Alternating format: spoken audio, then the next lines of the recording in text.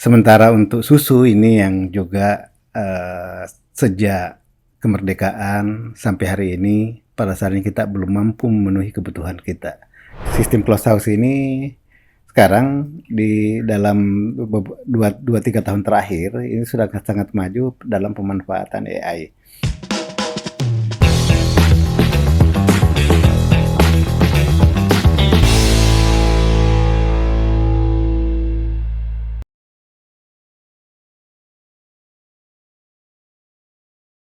Acara ini dipersembahkan oleh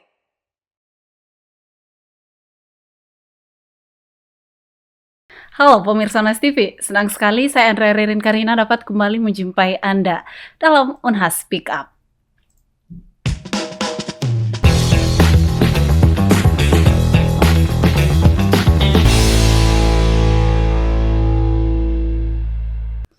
Pemirsa, di tengah perkembangan global yang semakin pesat, kebutuhan pangan juga ikut meningkat.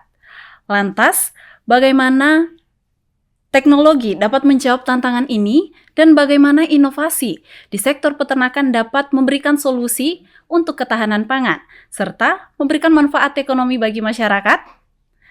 Pada episode kali ini kita akan membahas topik yang sangat relevan untuk masa depan, peluang dan tantangan dalam teknologi pangan dan pengembangan hasil ternak. Saat ini telah bergabung bersama kami di studio Unhas TV, Bapak Dr. Insinyur Hikmah M. Ali, SPT MSI IPU ASEAN Engineering. Selamat sore Bapak. Selamat sore. Bagaimana kabarnya Pak? Alhamdulillah baik. Baik.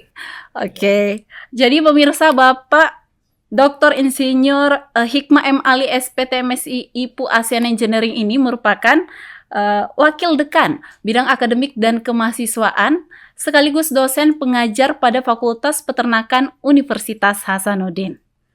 Langsung saja, berbicara tentang tantangan dan peluang pengembangan hasil ternak khususnya untuk teknologi pangan nih Pak. Mungkin bisa diberikan gambaran umum tentang bagaimana kebutuhan pangan pada sektor peternakan ini. Jadi peternakan itu menghasilkan 3 produk utama ya, daging, susu, telur. Ya, untuk daging kita lihat bahwa daging ayam itu sudah sangat cukup untuk memenuhi kebutuhan nasional kita. Yang kita sedang agak sedikit kurang mampu memenuhi adalah daging sapi. Untuk telur itu sudah luar biasa perkembangannya. Sejak tahun 70-an kita sudah bisa mengembangkan telur dengan sangat baik dan mampu memenuhi kebutuhan nasional kita. Sementara untuk susu ini yang juga sejak kemerdekaan sampai hari ini pada saat ini kita belum mampu memenuhi kebutuhan kita. Ya, saat ini menurut data nasional yang kita punya, kebutuhan nasional susu itu masih dipenuhi hanya 20% dari produksi nasional. Sisanya adalah impor, itu dalam bentuk baik dalam bentuk bubuk maupun dalam bentuk lainnya ya. Khusus daging yang menarik saat ini kan adalah daging, karena konsumsi daging kita itu cukup besar. Meskipun di antara rata-rata Asia dan ASEAN, kita masih ada di kelompok rata-rata. Belum ada di atas. Kita kalah sama Thailand maupun Singapura ya, di ASEAN. Nah, itu untuk daging ya. Oke, baik Bapak. Melihat bahwa kebutuhan dari daging sapi yang belum terpenuhi dan mungkin ada beberapa yang belum terpenuhi untuk kebutuhan pangan di Indonesia. Mungkin sejauh ini tantangannya seperti apa Pak? Sehingga kita masih sampai saat ini masih mengimpor dari luar. Ya, jadi ini sejarah ya, saya cerita sedikit bahwa Indonesia itu sempat surplus daging sapi di tahun 70-an. Kita pengekspor. Ya. Sulsel adalah termasuk lumbung daging nasional di tahun 70 sampai awal 80-an kalau salah. Di 90-an kita mulai kemampuan produksi kita mulai menurun, di mana untuk memelihara sapi yang dulu mengandalkan range di memelihara sapi di padang pengembalaan itu sudah mulai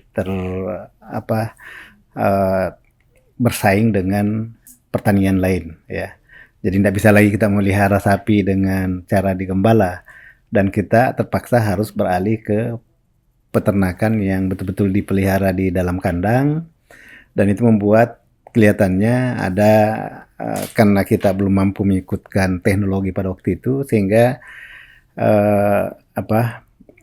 untuk mengikuti kebutuhan yang besar itu kelihatannya ya harus beralih dari peternakan rakyat yang sifatnya pengembalaan ke sistem intensif. Ini agak lambat kita meresponnya. Teknologi tidak sempat mengikuti, ya. Padahal potensi kita cukup besar, ya. Dari seandainya misalnya kita waktu itu bisa melakukannya pada waktu kita membangun pertanian, membangun sistem terutama di padi misalnya dan jagung. Begitu kita membangun padi jagung kan ada jeraminya, ada dadaknya, ada limbah lainnya.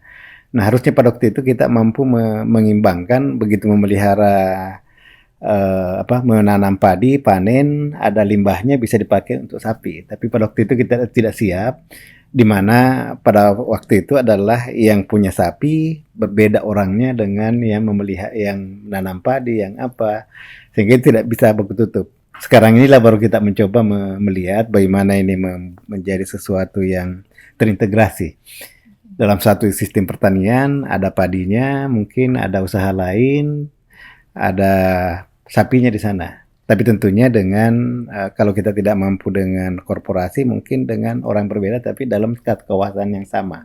Jadi pengembang kawasan lah pendekatannya paling tidak. Oke Pak, melihat itu mungkin kita bisa melihat apa nih peluang-peluang yang bisa dihasilkan dari potensi-potensi yang telah disebutkan tadi. Jadi kalau kita melihat peluang untuk di sektor hulu, ya, di sektor budidaya, ini ada pada peternakan yang terintegrasi. Petani kita saat ini kalau Sulsel datanya, dan hampir seluruh Indonesia barangkali ya, kepemilikan sapi kita di bawah 5 ekor per kakak. Yang komersilnya itu mungkin yang penggemukan hanya 1-2 ekor. Jarang yang memiliki di atas itu. Sehingga dan ini sama saja bebannya, melihara 3-5 ekor sama saja bebannya dengan yang lebih besar. Ya. Tapi memang di situlah tantangannya. Ya, sehingga selama beberapa tahun terakhir kan mereka sangat bertumpu pada penyediaan rumput, penyediaan pakan hijauan yang sistemnya adalah cut and carry, potong angkut ke kandang. Ya, ini yang kelihatannya menjadi sedikit perlu lagi bagaimana mereka bisa diajak, bagaimana mereka bisa melakukan dengan lebih mudah lagi, ya. Oke, Pak. Ya. Melihat potensi-potensi tadi dan mungkin peluang-peluangnya, mungkin menurut Bapak sendiri inovasi yang seharusnya dilakukan terutama dalam penggunaan teknologi ini tuh seperti apa, Pak? Kalau di sektor hulu ini terutama ya bagaimana memanfaatkan pakan limbah yang ada, atau bagaimana mengembangkan sumber-sumber hijauan pakan baru yang tentunya tidak butuh lahan luas, tidak tergantung pada musim, tidak tergantung pada air. Jadi ini cukup banyak teknologi mungkin yang harus diintegrasikan untuk mendapatkan itu. Kita harus mencontoh apa yang terjadi pada ayam, ya. Pada sektor perunggasan kita lihat saat ini dengan teknologi yang berkembang, masuk pada penggunaan AI saat ini ya, kita lihat bahwa mereka betul-betul mampu mengembangkan sistem di mana penyediaan pakannya sampai kepada panennya itu sudah sangat efisien. Sapi kelihatannya harus mencontoh itu. Dan kita lihat juga pada peternakan ayam petelur yang kita juga swasembada saat ini, mereka memotong rantai. Jadi lain yang pelihara di sektor di pembesaran DOC sampai menjelang bertelur, lain lagi manajemen atau perusahaan yang memelihara pada saat bertelurnya, fase layingnya, ya. Mungkin di tantangan kita di sapi ini adalah mungkin mirip-mirip itulah, bahwa ada peternak, ada kelompok peternak yang kita dorong untuk khusus memelihara induk, menghasilkan anak, Ada kelompok lain yang kita dorong untuk melihara pakan, menyiapkan pakan, ya. Dan ada kelompok lain yang khusus memelihara saja sapinya untuk bisa tumbuh dengan baik. Kita lihat contoh-contoh itu ada pada perusahaan besar pada dasarnya. Perusahaan fattening yang ada di Jawa Barat, yang ada di Lampung, seperti itulah. Mungkin tidak punya lahan rumput yang luas, tetapi mereka dengan menyiapkan harga yang baik untuk teman-teman yang menanam rumput itu sudah sangat cukup mencukupi kebutuhan mereka, ya. Seperti itu yang mereka lakukan, dan ini kelihatannya harus didorong ke peternakan rakyat. Karena di sektor sapi ini peternakan rakyat kita adalah dominan. Sulsel hampir 98%, secara nasional mungkin hanya Jawa Barat dengan Lampung yang angka korporasinya cukup besar. Di luar itu rata-rata 95% adalah peternakan rakyat. Oke. Ya. Terkait dengan mungkin penyerapan teknologinya nih Pak, di sektor peternakan itu mungkin teknologi yang digunakan untuk pengembangan hasil ternak itu sejauh ini apa saja yang digunakan Pak? Kalau kita bicara pengembangan hasil pada dasarnya, ini kalau kami di peternakan berbeda, Mbak ya. Jadi kalau misalnya kita bicara sistem peternakannya, budidayanya, itu tadi lebih banyak ke permasalahan-permasalahan bagaimana menyiapkan pakan, membesarkan manajemen di kandangnya sehingga bisa optimum. Taruhlah target kita 1 kilo per hari, itu harusnya dicapai di sana. Dan itu teknologi banyak yang kita serap dari, baik itu dari yang dipraktekkan di internasional maupun di kita di lokal. Teknologi lokal kita cukup banyak, Pak. Ya, jadi dan itu bisa dimanfaatkan pada dasarnya. Ya. Untuk di sektor hasil sebenarnya, kalau kita ini kan kita di Indonesia itu makan daging sebenarnya hari ini ya. Hari ini tuh kita makan daging sapi hanya 3,6 kilo per kapita per tahun. Kalau makan daging totalnya sebenarnya sudah hampir 20 per kapita. Angka ini sebenarnya cukup kecil, tidak cukup besar ya. Di negara lain sudah ada yang sampai 80 bahkan di atas 100 kilo per tahun. Kita masih sangat kecil. Dan yang masalah karena ini perlu juga didorong karena sebaran makan daging ini tidak merata.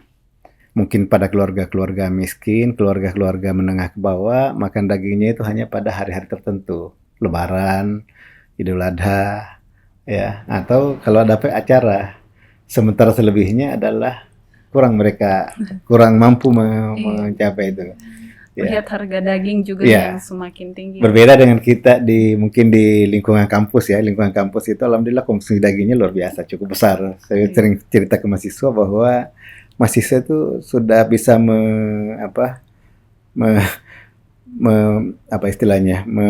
karena mereka mengkonsumsi rata-rata kalau taruhlah mereka 3 kali sehari, ya kan tidak ada lagi semurah apapun makanan di sekitar kampus, ayamnya pasti ada sepotong.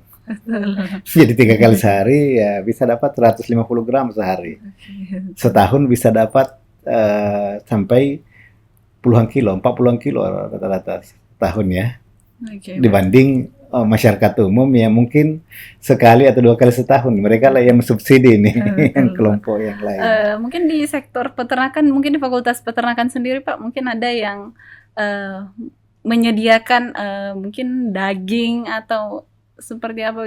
Kalau di peternakan ya, jadi di Fakultas Peternakan kita punya unit-unit usaha. Selain memelihara ayam, jadi kita punya kapasitas kandang ayam broiler itu adalah saat ini 45.000 sampai 50.000 per panen. Artinya satu kandangnya yang memuat sebenarnya kapasitasnya 20.000, tapi itu bisa diisi sampai 25.000 dengan kondisi panen lebih awal atau ada penjarangan di ini.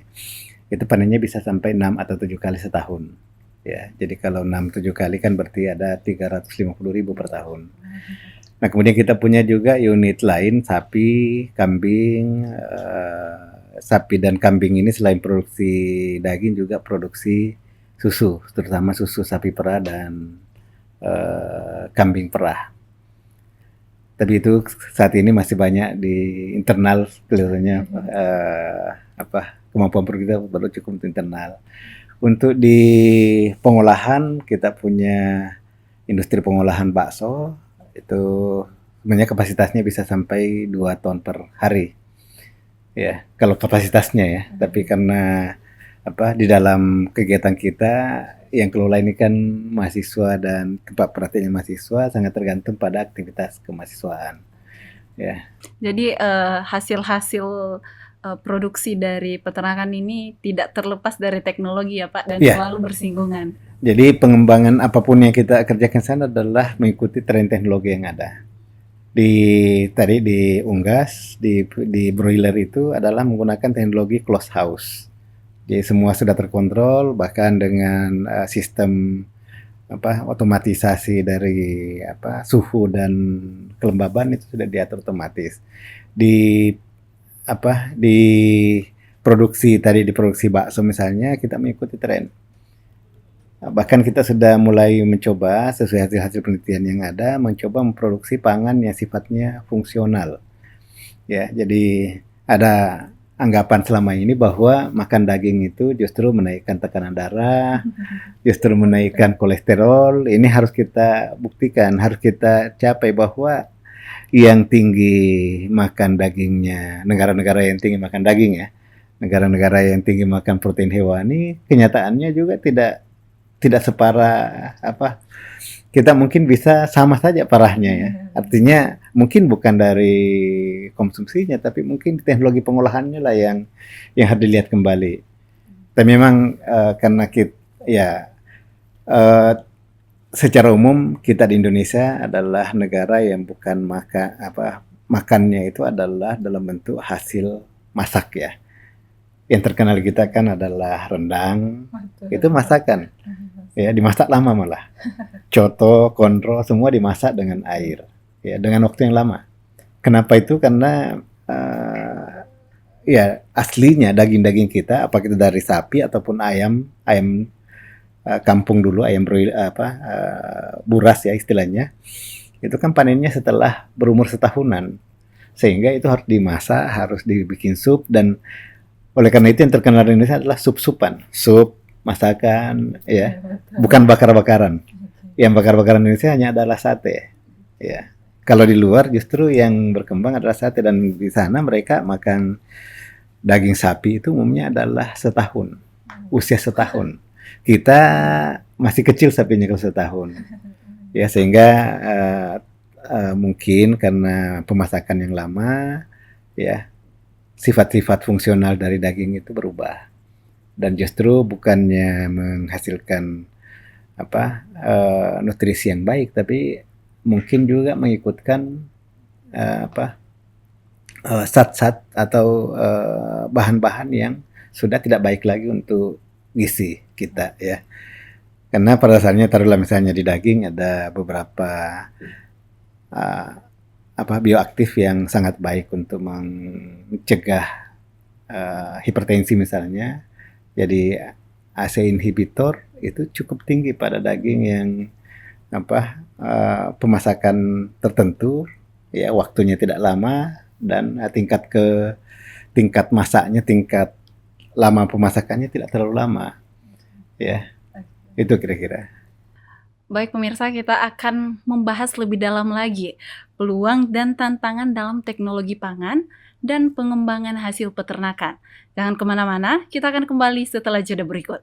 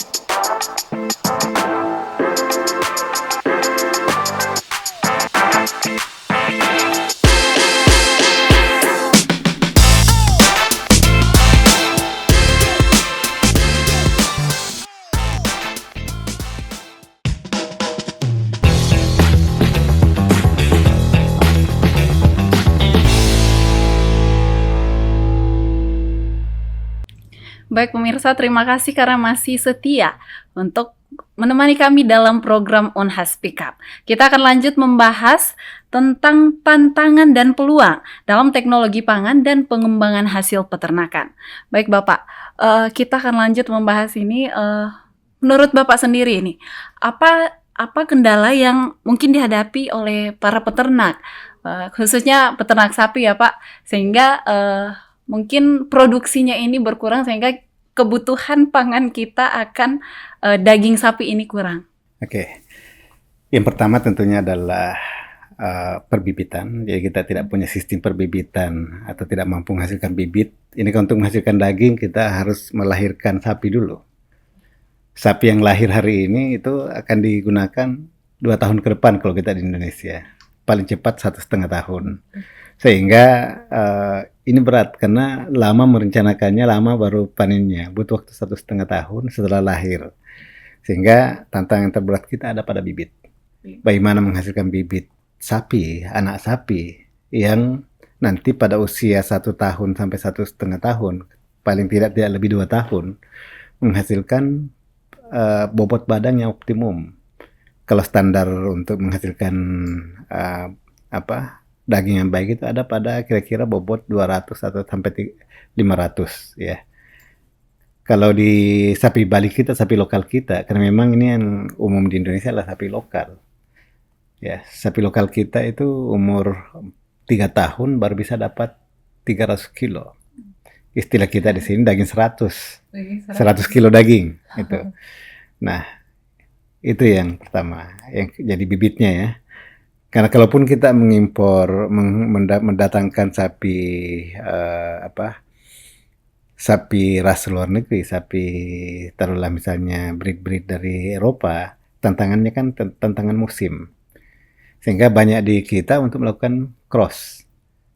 Jadi induknya mungkin dari lokal, di IB dengan sapi Eropa atau sapi luar, dan kita harapkan bahwa anaknya nanti ini akan potensial. Tapi lagi-lagi tantangan berikutnya muncul adalah pakan. Setelah lahir butuh pakan yang siap, yang sesuai dengan kebutuhan dia. Ada masalah di petani kita, misalnya. Pada waktu lahir, dia tidak mampu memenuhi kebutuhan pakan daripada sapi yang lahir dari yang biasanya besar. Kebiasaan mereka melihara sapi-sapi kecil, cukup dilepas, ikut induknya selama setahun atau diberi pakan seadanya saja sudah tumbuh dengan baik. Sapi Eropa, sapi-sapi hasil persilangan ini tidak bisa seperti itu. Butuh makan banyak untuk menghasilkan pertumbuhan yang tinggi. Nah, tantangan kita di sini. Jadi ada semacam edukasi lah diperlukan untuk mencapai itu. Nah, kemudian tantangan berikutnya yang kelihatan di depan mata kita adalah kita selama ini mengandalkan lahan untuk memelihara sapi. Ya. Jadi dengan asumsi bahwa butuh lahan, tentunya yang di pikiran kita adalah selalu di mana lahannya. Ya, padahal kita bisa buktikan, Indonesia bisa buktikan taruhlah misalnya di area daerah sekitar Jakarta, Jawa Barat, Lampung, itu kan cukup banyak perusahaan sapi besar yang ada di sana yang mampu memenuhi kebutuhan pakannya dengan luas lahan pakan yang tidak terlalu besar. Artinya mereka sangat tergantung pada lingkungan, bagaimana kerjasama dengan masyarakat sekitar lah yang menanam pakan, masyarakat sekitar lah yang mengarit dan mengirimkan bahan-bahan, termasuk dalamnya adalah limbah pertanian. Nah, itu jadi tantangan ketiga itu adalah pakan dan lahan tadi. Kemudian berikutnya yang tidak kalah berat tentunya adalah permodalan. Nah, ini di mana-mana kan kita bicara permodalan, padahal kita punya sistem dasar, sistem lama ya, tradisional. Dulu ada namanya tisang di masyarakat kita. Orang yang punya modal di kampung, di daerah ya, di desa, itu tapi tidak punya waktu untuk memelihara sapi, mereka berikan kepada yang masyarakat lain yang punya waktu untuk memelihara. Sistemnya bagi hasil. Ya. Secara tradisional sistem ini adalah bagi keuntungan 50-50. Atau aturannya kalau induk sapi ada anak pertama siapa, anak kedua tergantung perjanjian begitu. tapi tetap pada posisi 50-50 kira-kira. Selama ini Unhas Fakultas Peternakan menawarkan sistem sedikit berbeda.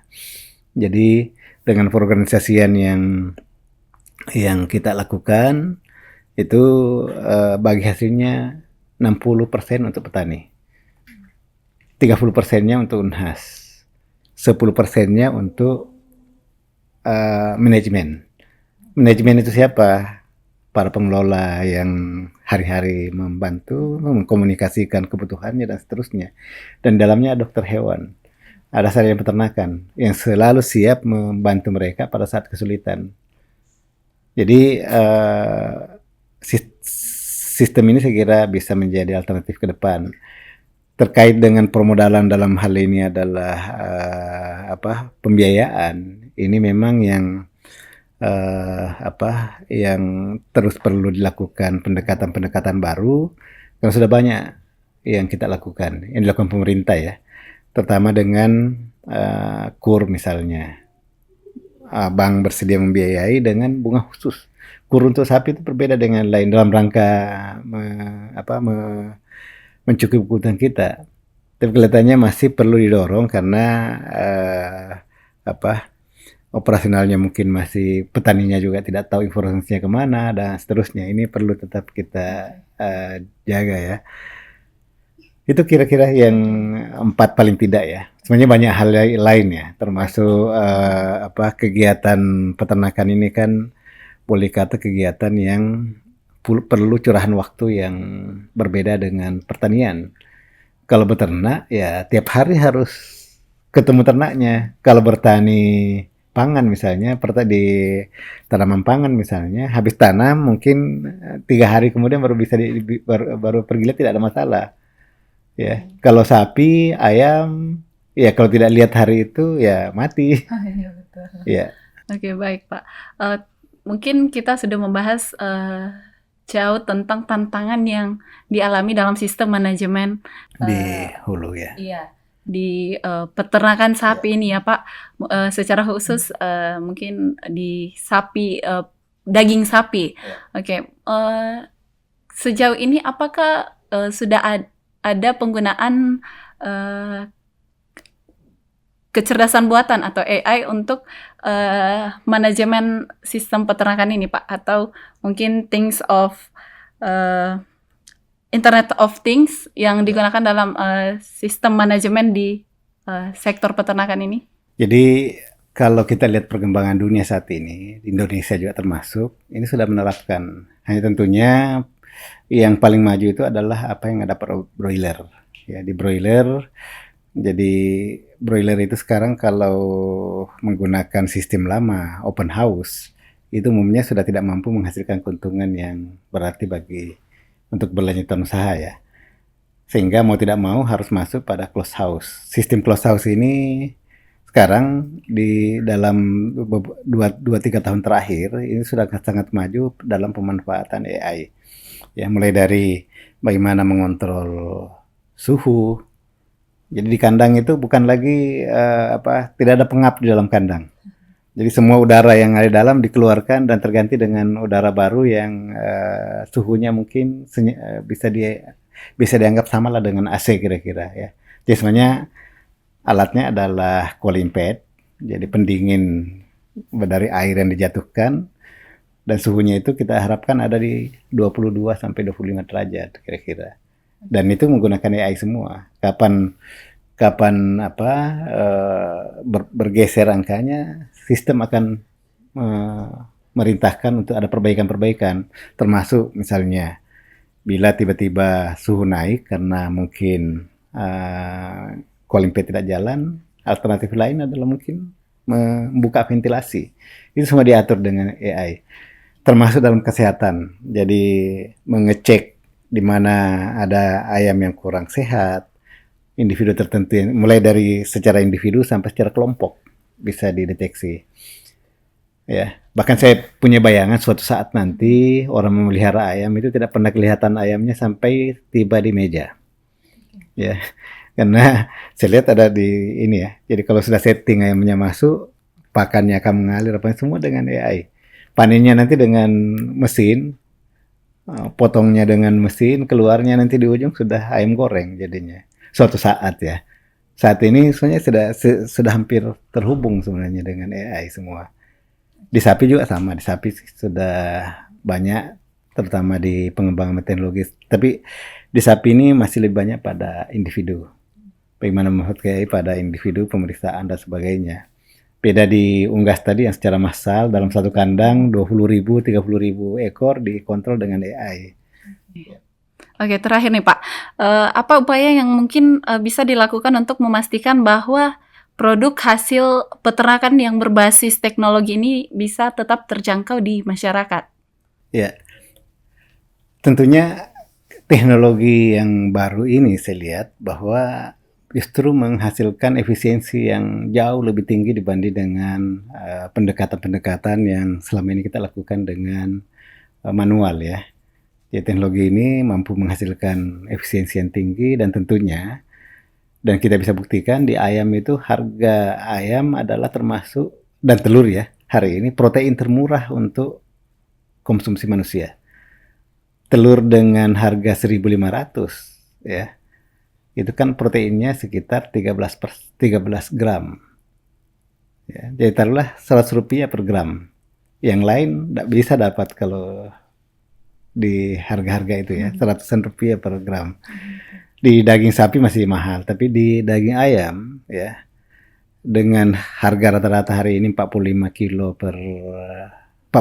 per kilo ya, itu sangat terjangkau bagi konsumen, sangat terjangkau dari masyarakat kita. Ya tentunya memang produk-produk peternakan terutama misalnya broiler ini kan diciptakan untuk memenuhi kebutuhan yang makin besar. Ya, jadi mungkin saja ini tidak cocok untuk banyak orang.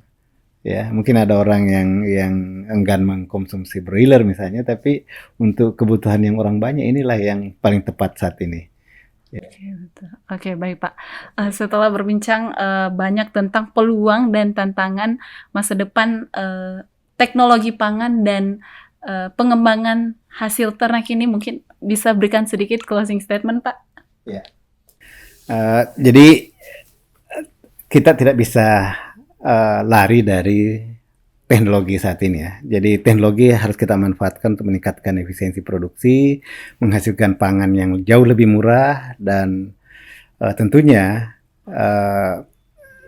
teknologi ini akan memberi keuntungan baik kepada konsumen maupun kepada para produsen yang selama ini menghasilkan daging, susu, dan telur.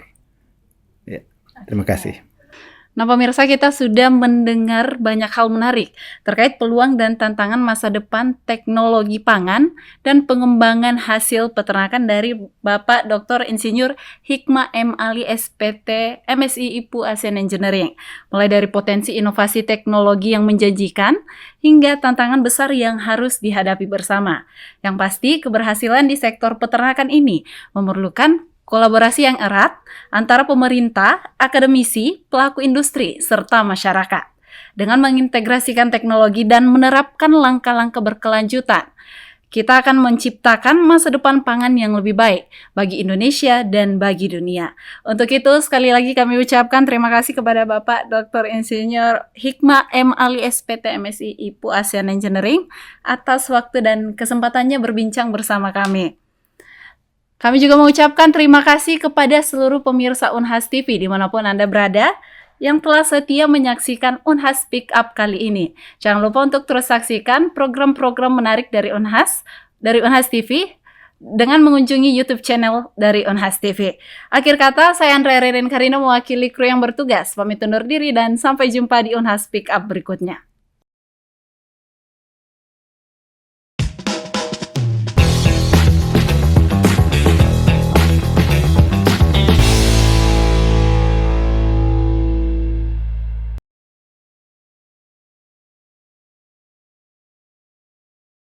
Acara ini dipersembahkan oleh